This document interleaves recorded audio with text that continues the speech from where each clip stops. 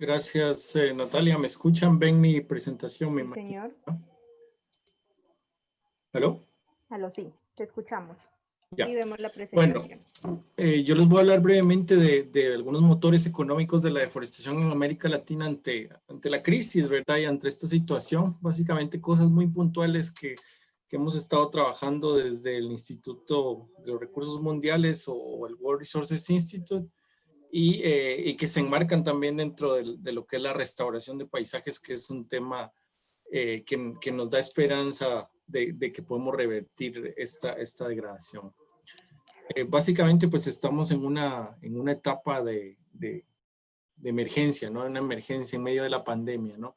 Y esto va a tener ciertos efectos, ¿no? Que van a ya sea exacerbar algunas condiciones y a la vez son oportunidades, ¿no? Oportunidades para poder diseñar mejores políticas que puedan, digamos, apoyar y reducir lo que es la deforestación, que es el tema actual que estamos hablando. Pero un tema que puede ser que se esté dando, ¿no? Y que y que hay que monitorearlo muy de cerca, ¿no? Es que en la medida en que la pandemia está afectando las ciudades, esto está afectando en especial, ¿verdad? A muchas personas que están perdiendo sus trabajos, al sector informal sobre todo.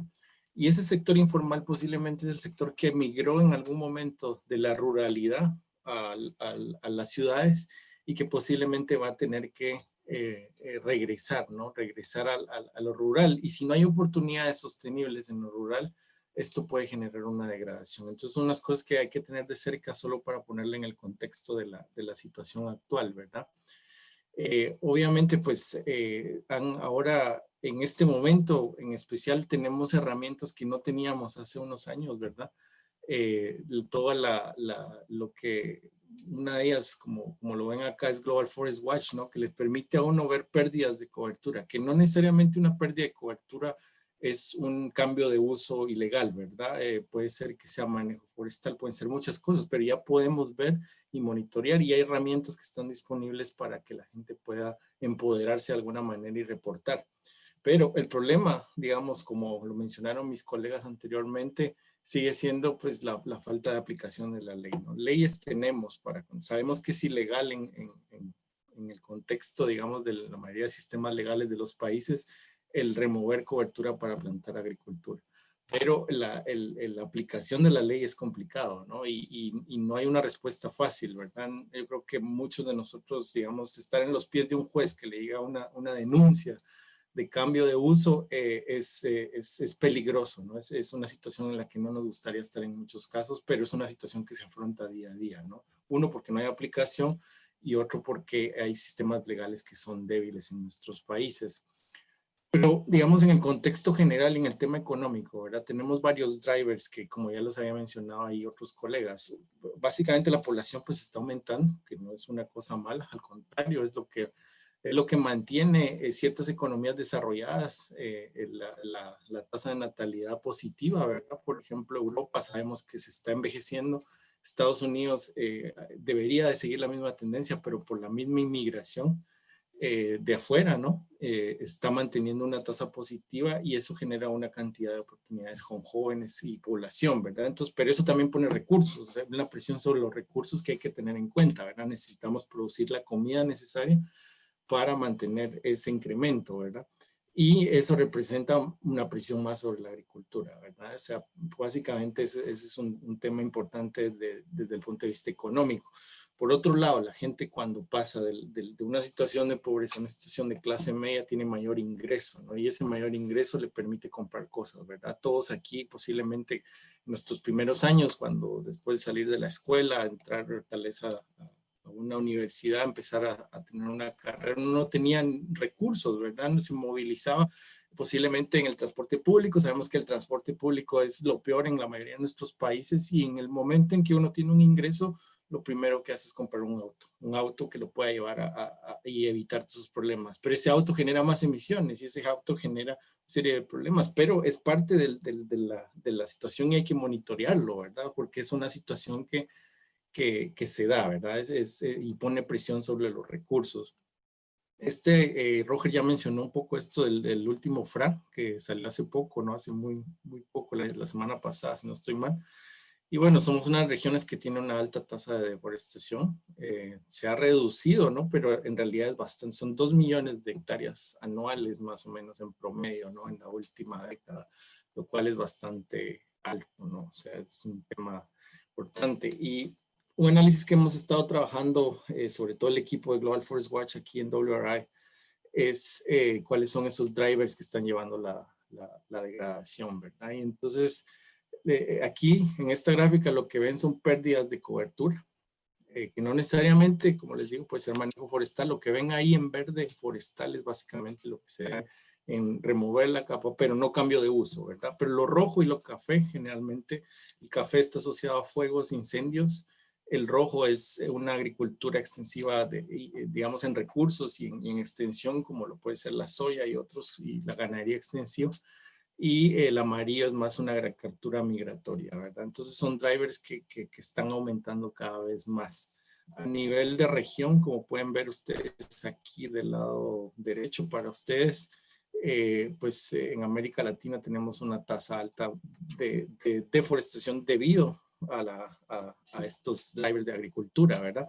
Y en otras regiones ustedes ven que las pérdidas de cobertura que se dan no son debido a forestry, dice aquí, que es básicamente manejo forestal. No estamos viendo, por lo menos yo no veo aquí en Estados Unidos en las noticias de forestación, ¿verdad? Aquí lo que se da es un manejo forestal sostenible donde se remueve la cobertura, pero no se cambia el uso del suelo.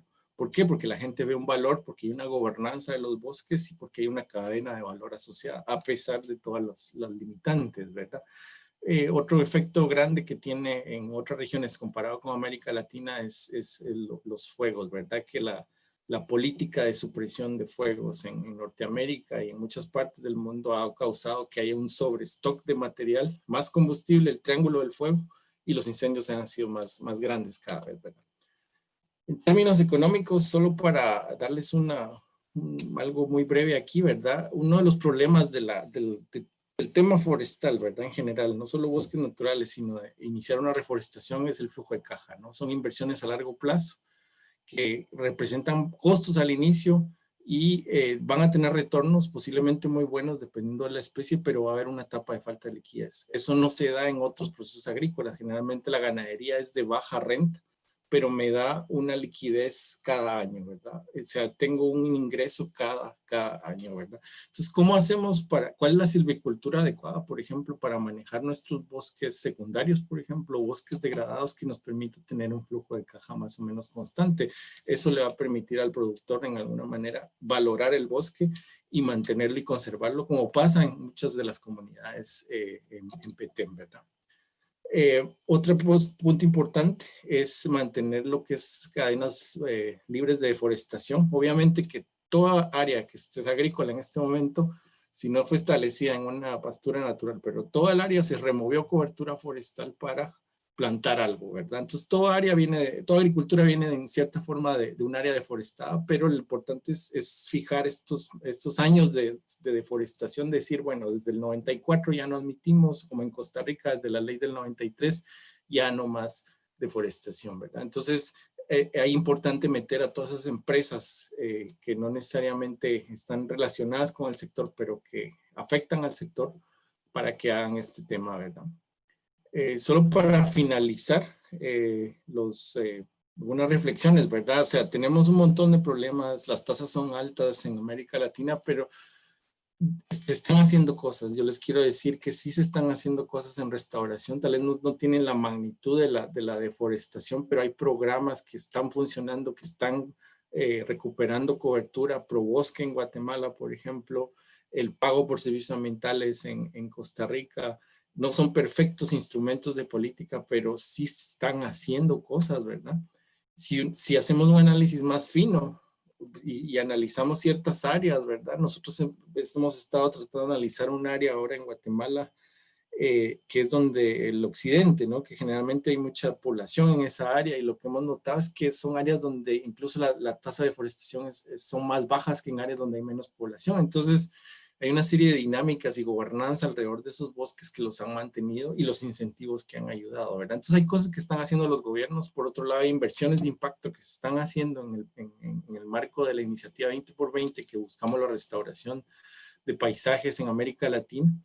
Y la clave es encontrar ese valor, que la gente no vea el bosque como la tierra ociosa, ¿verdad? Que se vio por muchos años, ¿verdad? Por muchas leyes, y que él vea un valor en ese árbol que se planta, ¿verdad? No vamos a plantar el árbol va a tener un valor, pero digamos, tiene que generar un valor. Y un poco para comentarles también, ¿verdad? Parte del problema es que muchos de esos valores que nos entrega el bosque no tienen un valor monetario, ¿verdad? ¿Cuánto vale una hectárea de biodiversidad?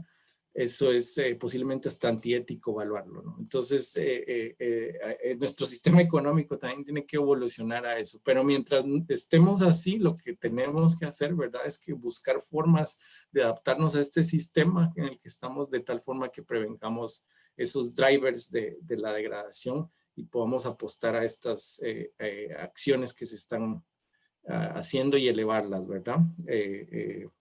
Eso es, digamos, un poco la reflexión.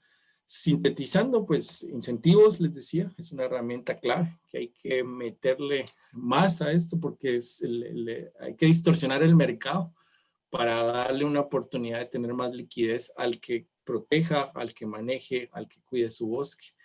Hay que generar investigación y desarrollo. Yo sé que hay muchas plantaciones exóticas que son altamente productivas porque llevan años de investigación y desarrollo en genética, pero ¿qué pasa con las nativas, verdad? ¿Por qué no desarrollamos e invertimos en eso, verdad? No esperemos a la crisis. Mercados y cadenas de valor, digamos, que no pase como en el café, ¿verdad? O como el chocolate, ¿verdad? Que el precio del chocolate en Nueva York es muy alto. Pero un minuto. Altero que está en el campo, ¿no? Incrementar las inversiones. Sector privado tiene buena parte de la tierra. Sector privado es comunidades, es individuales, es grandes, ¿verdad? Pero tienen parte de la tierra en la América Latina y tienen que meterse en esto, ¿verdad? También. Y el tema de trazabilidad de cadenas de valor, ¿verdad? ¿Cómo garantizamos? El que quiere ser legal, no puede ser que el que quiera ser legal en temas forestales sea más caro que el que es ilegal, ¿verdad? Y eso va mucho relacionado también en cómo el público percibe el bosque, ¿no? Si ven un camión un día, en vez de juzgarlo, ¿verdad? Lleno de madera, en vez de juzgar que eso es ilegal, puede ser que venga de un área legal, ¿verdad? Y que sea un manejo forestal sostenible, ¿verdad? Y todo el mundo quisiéramos tener una puerta de madera, una casa de madera. Entonces esas cadenas de valor posiblemente le pueden dar un empuje muy grande y reducir la deforestación. Yo voy a parar ahí. Ahí están mis datos. Muchas gracias.